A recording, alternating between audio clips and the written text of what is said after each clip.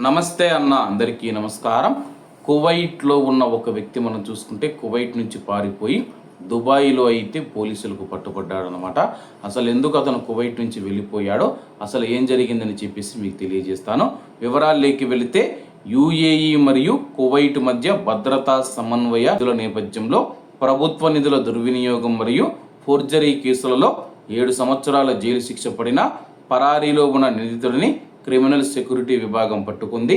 అలాగే కువైట్లోని జమ్మియాలు ఏవైతే ఉన్నాయో, జమ్మియాలలో ఒక దానిలో తన యొక్క ఉద్యోగాన్ని దుర్వినియోగం చేస్తూ 2012 నుంచి 2018 మధ్య కాలంలో కువైట్ మున్సిపాలిటీకి చెందిన ప్రకటనల లైసెన్సులను ఫోర్జరీ చేసి ఎటువంటి హక్కు లేకుండా ఫోర్జరీ చేసిన తర్వాత ఆ యొక్క ఆర్థికంగా డబ్బు ఏదైతే ఉందో ఆ యొక్క డబ్బునైతే ఆ యొక్క వ్యక్తి కాజేయడం జరిగింది. తర్వాత ఈ యొక్క విషయం అధికారులకు తెలియడంతో అతన్ని అరెస్ట్ చేసి పోలీసులకు అప్పచెప్పారనమాట. కోర్టులో వాయిదాలు వచ్చిన తర్వాత అతనికి బెయిల్ అయితే వచ్చిందనమాట. బెయిల్ వచ్చిన తర్వాత అతడికి ఇంకా శిక్ష పడబోతూ ఉంది. అలాగే కువైట్లో నాకు శిక్ష పడితే నేను ఇబ్బందుల్లో పడతానని చెప్పేసి అతడైతే కొంతమంది సహకారంతో కువైట్ దేశం నుంచి పారిపోవడం జరిగింది. అలాగే కువైట్ కోర్టు మనం చూసుకుంటే అతనికి 7 సంవత్సరాల జైలు శిక్ష అయితే విధించడం జరిగిందనమాట. ప్రభుత్వానికి సంబంధించిన నిధులు దుర్వినియోగం చేసినందుకు ఆ యొక్క వ్యక్తికి.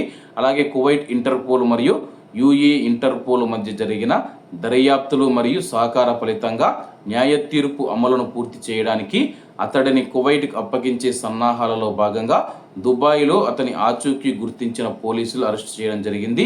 యుఏఈతో భద్రతా సహకారం అనేది ప్రజానిధులను రక్షించడంలోనూ అరబ్ దేశాల భాగస్వామ్యం యొక్క బలాన్ని ఇది ప్రతిబింబిస్తూ ఉందని చెప్పేసి కువైట్ అధికారులు తెలిపారు. కాబట్టి అందరూ బాగుండాలి, అందులో మనం ఉండాలి. అందరికీ నమస్తే అన్న, జై హింద్.